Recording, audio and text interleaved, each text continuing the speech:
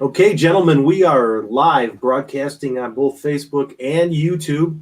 I'm Mark Shinneberry, and we are talking about management as a resource.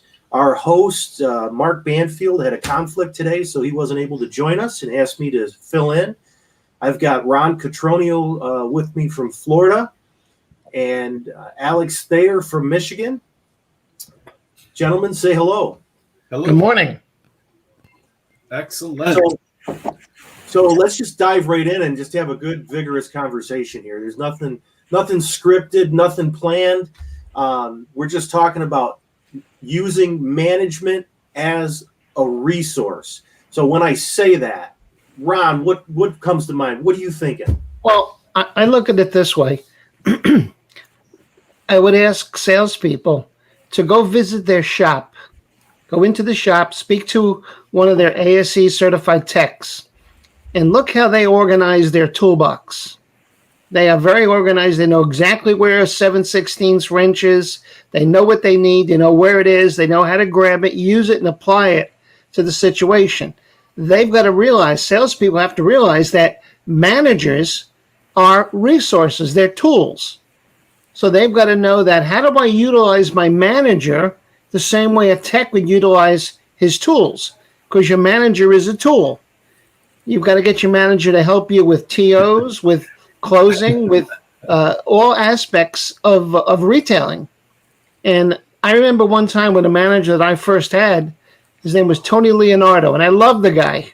Passed away some years ago, but what a great guy.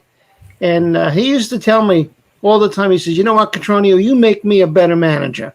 And I says, why is that? He says, because you constantly ask me questions. You know, he says, you're a pain in my butt most of the time, but I got to realize that I sharpen my skills every time I deal with you.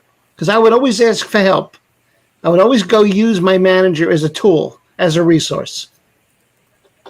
Yeah, well said. I love you're so right, your comparison with the ASC Master Certified Technician back there. They are very organized, and you do have to look in as a salesperson, what is your toolbox? Mark, you had asked what the first thing that came to my mind is, sitting at your tool with your managers, sitting down with him because you've been in the weeds with your customer, and tell them where you're at with the deal and how do I close this deal? Tell me what to say. Yeah.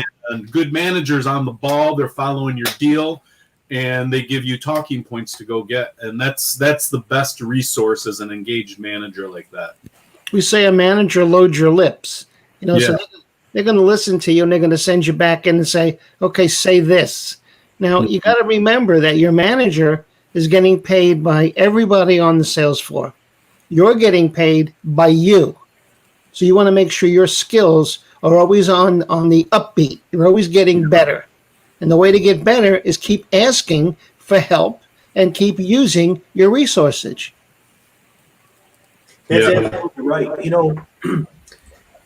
If you lean on your manager, they are going to load your lips. And if you really think about it, they're outside the box. When you're sitting there with that customer, you're in the box, right? You're zoned in. They're telling you what they think they know, right? Because the customer doesn't always know what they think they know. But you're working the deal, no matter what the case may be. You might be talking numbers. You might be talking product. The manager is a sounding board, right? They're outside the box. They're looking at the bigger picture, and they might have an idea. Well, for instance, think about this. If you haven't even landed the customer on the car yet, they're not sure which vehicle they want. The manager might be aware of a piece of inventory that just came in or is en route that you're not aware of. Yeah. They can show it to you or point it out. Well, that's exactly what the point is. The point is, get people involved. I've always said, I'm going to go to my manager as a last resort. I'm going to try and close as many deals as I can on my own. I'll go to the manager just when I really need him, but I'm going to use him appropriately because I've said this before. The manager is going to want to make a deal. Nothing wrong with that. I love it. but he's going to make a deal at all costs. So he's gonna crop your deal. He's gonna, you're going to be working your butt off, and you didn't make a whole lot of money. The manager's going, okay, that's one more tick on my gun. So use the manager as needed appropriately. Yeah, but always use them. I think a lot of times too, you can use the manager as a stopgap in lowering that price, and actually they can help you just stop the madness, say no to the customer, and earn you more gross as well. Sure, they can. So I think the takeaway in large part is do your job and follow the process. And when you're at an impasse or need help with that customer on what to do and where to go, definitely have your manager involved. I used to always get my manager off his seat. I used to say to him, "You're not wearing your Velcro pants today, are you?" Come on out, say hello to my customer. And close it. They go sit down on that chair. They don't want to move anymore. You got to get his butt out of that chair and say, "Come here, say hi to my customer." I want the customer to meet the 800-pound gorilla before they have to, because they're fearful of that manager. It's like going into a timeshare. If you've ever been to Florida and went to a timeshare, oh my God. So think about that. Talking about that, getting the manager involved. If you're going to use the manager as a resource, when should you get that manager to engage with your customer for the first time? Alex?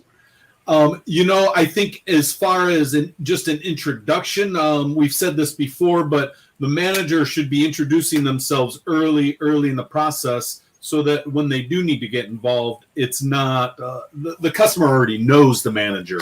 It's not just a shock to the customer. So get them involved early, so that when you do need him as a resource with your customer, it's an easier introduction to them. You've got to realize that the manager, and I second Alex's comment in reference to the manager should be moving about. I always say managers listen to WIIFM, and that's, what's in it for me. Get off your seat, get out, just walk up to someone and say, "Yes, hi folks, my name is Ron. I notice you're with Frank. Just to let you know, I'm one of the managers here, and I'll be happy to help in any way I can. Thank you for coming in. Enjoy your visit." Make it quick, shake his hand, give him a cookie, and then move on. But you got to be moving around. You got to be, you're doing audibles all the time. Yep, nothing threatening. I love that. I love that concept.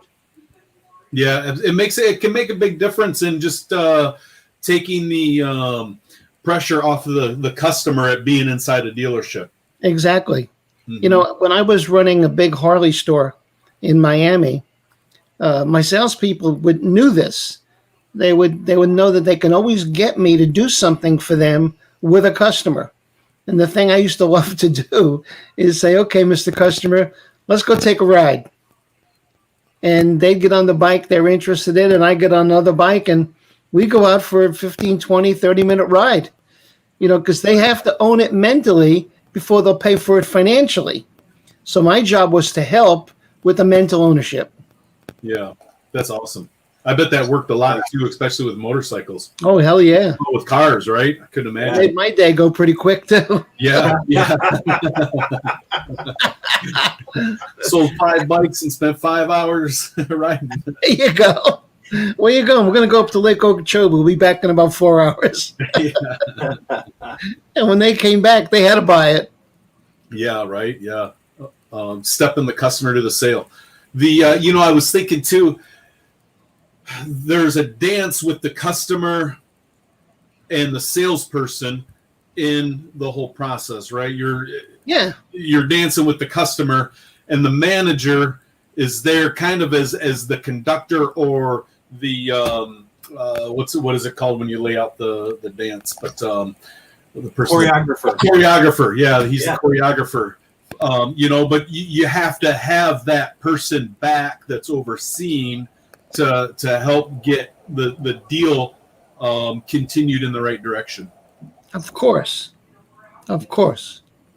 That's why he's there. Use him.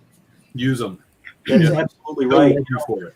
Or she'll love you for it. They'll love you for it. So often salespeople are hesitant to go to the manager, to utilize the manager. Why is that? We've already touched on some of this, but I want to really focus on it and just talk about it. Well, they don't want to admit that maybe they're not as good as they think they are. And by going to the manager too quickly, it just shows how weak they are, their weakness. And that's not the case at all. Yeah. You know, a lot of people are just afraid of it. And they shouldn't be. The manager, everybody should be there to accomplish a common goal. We have to sell units. We need to make a profit. We have to get CSI scores up. We need to engage everybody necessary to create the most positive outcome. Is it safe to say that each individual manager has their own style? Sure. Yeah. And in turn, each individual salesperson has their own little unique style or quirk. Absolutely. Absolutely. So think about this. The more often you engage with your manager proactively, early in the process, you're going to get more comfortable with what their expectations are. Yeah, sure. And they're going to get more comfortable with how you work and what you're expecting from them as well. Because it's a two-way street, right? Yeah, Sure. absolutely. Part of that dance too, and the choreography is, I know oftentimes when the salesperson goes up to the desk with the customer, they've got just showed them a car, and they're getting the deal going, and the sales managers, all right, down payment, what's their budget? Do they have a trade? What are they doing with their lease? And starts peppering the salesperson with questions. It's because they want to get a handle on the deal so that they can help guide you the best way possible to close that sale. And it can be frustrating as a salesperson to just, why is he peppering me with so many questions? Come on. But everybody take a step back. What's our goal here is to have gross profit and to sell the car. So it is certainly a two-way street and a dance, three-way street. Well, that leads me down another little path, right, that we're already on. As you know, as you're working more closely with the manager and you're open to what, you know, they're asking the same questions every time, right? Right. And we've all worked the desk, right? We've all sold cars. We've all three of us have worked the desk and worked deals. Yeah. And we've been the guy both getting peppered with questions when we were the salesperson. And then we've been the guy peppering with questions, right? Because we're trying to figure out what's the dynamics of the customer, the deal, the whole thing, right? Well, as you as a salesperson get to know that manager, you're going to have those questions answered already. You know, one of the things I used to teach managers was that when your salesperson comes to the desk to start the deal, to get his initial worksheet, to go back in and present the initial figures, you know, have that salesperson stand there or sit down next to you and ask him this question. Tell me about your customer. I want to find out where they're at with that customer. Absolutely. Tell me about your customer, Alex. Now, I did this at a store in Richmond, Virginia, some years ago. Yeah. And I said to the customer, to the salesperson, tell me about your customer. He said, he's over there. What's his name? What's his name? His name is Bob. I says, really? So tell me about Bob. Couldn't tell me anything.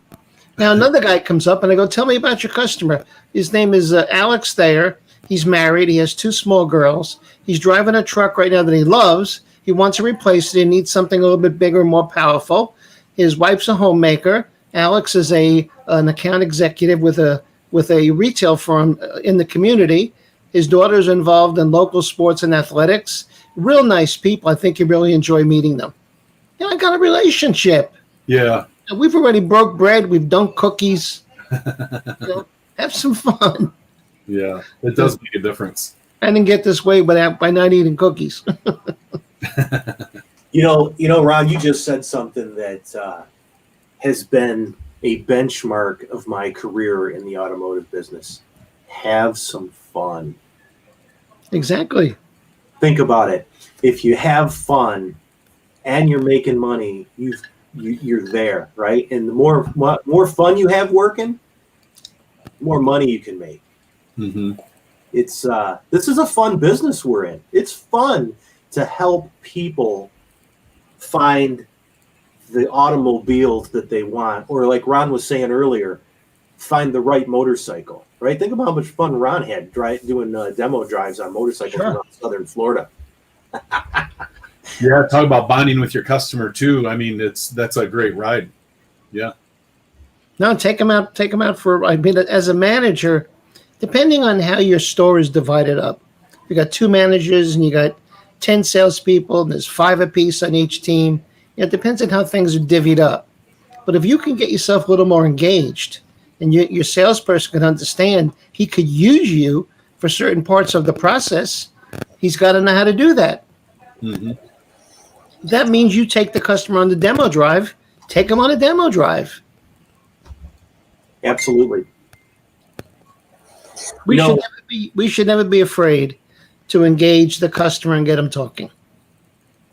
No, I am a firm believer that we should, as a manager, we should be talking to the customer early and often in the process, not just when it's time to talk about money. Mm-hmm. Yeah. The earlier in the process, the easier it makes, for sure. Yeah. So let's talk about, just real quick, let's just touch on this. Expectations. If you are going, and of course, let me paint the picture before we jump into this hole that we're about to jump into. Every dealership, every process is going to be a little bit different, right? There's going to be different expectations, but there is also going to be the core expectations. When I say this, if you're going to your manager to help you work a deal, to use them as a resource, as we're talking about, what information should you have every time? What should you be prepared with? You touched on this already, Ron, so why don't you start off? Well, obviously, you've got to have a vehicle selected. You've got a vehicle selected. You've queried the customer enough that you kind of know where he needs to be budget-wise. You didn't sell him a $48,000 vehicle when he's got a $30,000 pocketbook. You've got the best conditions working to make the best deal. So listen to your customer, ask the appropriate questions. When you go to your manager, give the manager that information.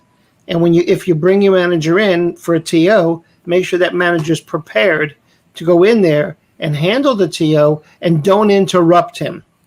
Let your manager do the TO. If the manager asks you a question, answer it short, brief, and shut up again.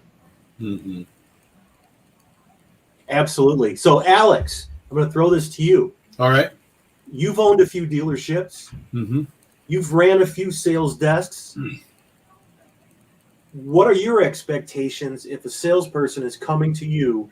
You're at the sales desk, whether you're working the deal, whatever the case may be, that you're there, you're busy. It's a Saturday. You got customers all over the place.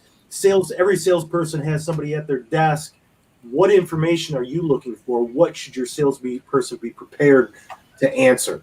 Yeah, it's like Ron's question earlier that he demonstrated the sales manager. All right, tell me about the customer. Where are we at? Where are you at? What's the next steps?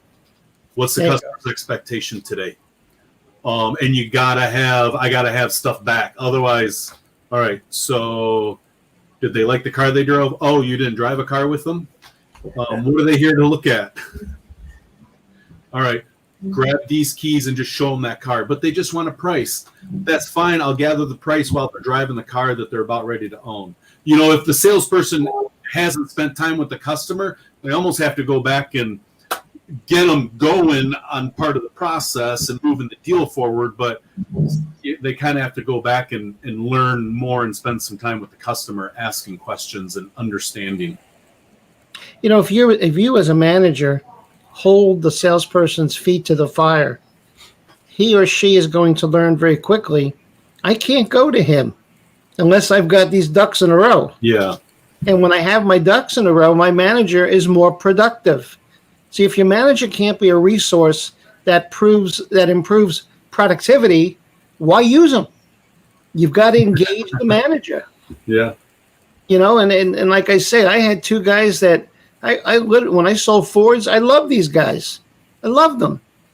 They were like my parents away from home, but they trusted me. I trusted them, and I used them as appropriately with each deal. Mm-hmm. So, as a manager, what should you be prepared for? What kind of commitment should you be prepared to make when you start the day? You unlock the door. Customers are going to be coming in, and of course, we never know when they're going to come in, right? We have 4 hours of absolute quiet. People working the phones, of course, because all our salespeople are on the phones and sending emails and prospecting, right? And it's 100%. Absolutely. Right?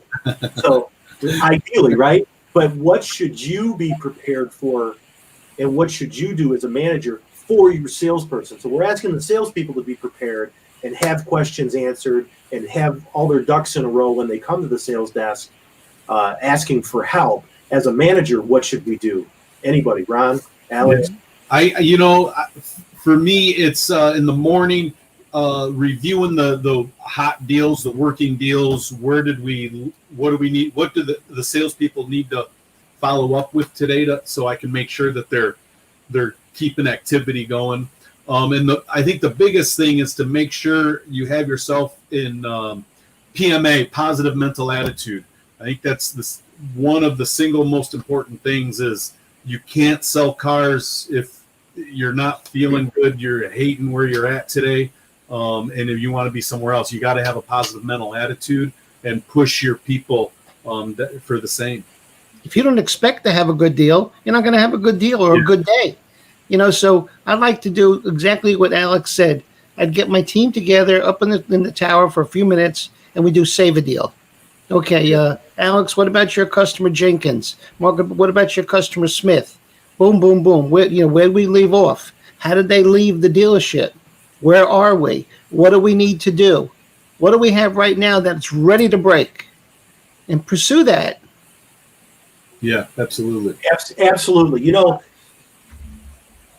About halfway through my career, it's only been a few years, right?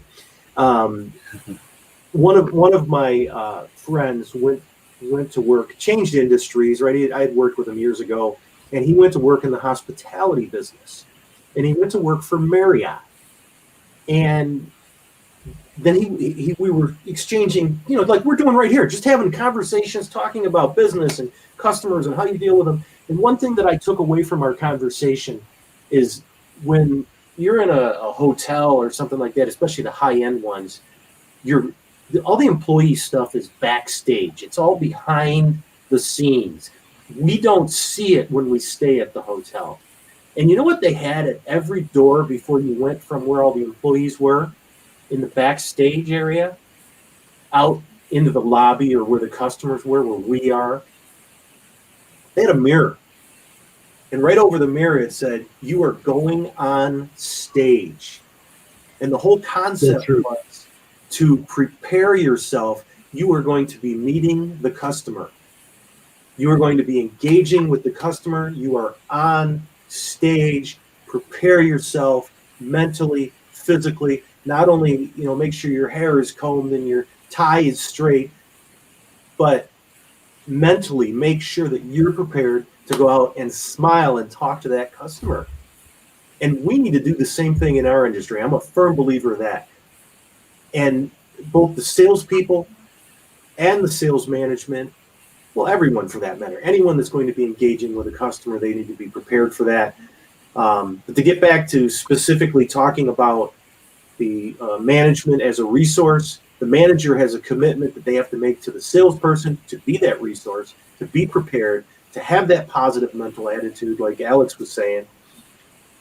And the salesperson, the same thing. They have to be prepared and have a positive mental attitude. You guys agree? Absolutely. Yeah. A lot of times you'll see managers, you'll go up there with a deal and you're all excited about it. And the manager says, "You don't have anything here." Throw him back and get another one. I just worked with this guy for 2 hours. What are you saying to me? That salesperson Me, I don't have anything. is going to try to avoid you next time. I don't want to hear that. I want to hear that I have possibilities, that I have an opportunity. Everything's an opportunity. You'd be surprised. Some guy comes in and all of a sudden he's driving out. Why? Because we all work towards the common victory. Yeah. Yes, agreed. So we're getting close to our time. I think we've had a pretty decent discussion. What do you guys think so far? I think so. Yeah, absolutely. I enjoyed it. Any thoughts? What do you want to add to this? Where we're at? I mean, I think it's pretty clear, but. Well, I think that we have to realize that, yes, management is a resource. We have to learn how to use that resource. We have to also treat that resource special. In other words, respect your manager, appreciate your manager. At the end of the day, and you leave, say, thank you, boss, for a great day. Let them know you appreciate them. People, the deepest human need we have is the feeling to be appreciated. Say thank you. Yeah. That is so true, Ron. That is so true. Alex? It does it makes a difference. Hey, good job on that deal. And you do have to encourage your staff. And yeah, absolutely. Well said. Absolutely. Both ways, right? We all have to respect each other, and we have to appreciate and respect what we're doing for each other, because let's face it, selling cars really is not an individual effort. It's a team effort. Yes, right? it is. Yeah. That I was just thinking too, it's, the salesperson and manager and even the customer, everybody's got the same goal. We want that customer to buy that car. Customer wants to buy the car, and you got to make sure you're working together appropriately. Absolutely. And using the manager as a resource. Absolutely. So, let me just say this: I'm going to wrap this up, and if you are out there watching this and you need help with process, people, anything, we are available to help. All right, and our phone numbers and email are listed on the screen. It doesn't cost any money to call or text these days, because it's not like it used to be with long distance calls. Right, you can call anytime. If you need help, reach out. Now, if you call my number, I'll probably charge you by the minute, but that's a joke. But seriously, call if you need help. We're available to help.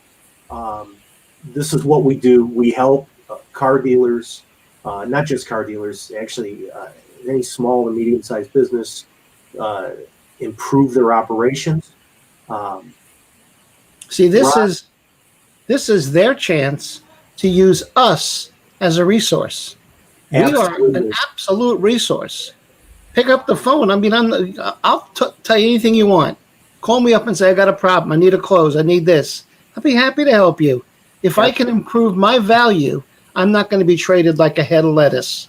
I'm going to be traded like the worthwhile specific that I am. Absolutely. Alex? I thought it was a good conversation today. I appreciated it.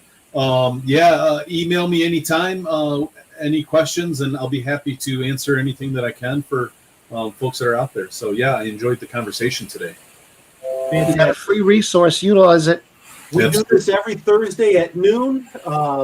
Sometimes we change up people. Sometimes we're not on if we've got conflicts, but we try to do it at noon. It's usually a good, vigorous conversation. And join us. Excellent. Thanks, guys. Bye.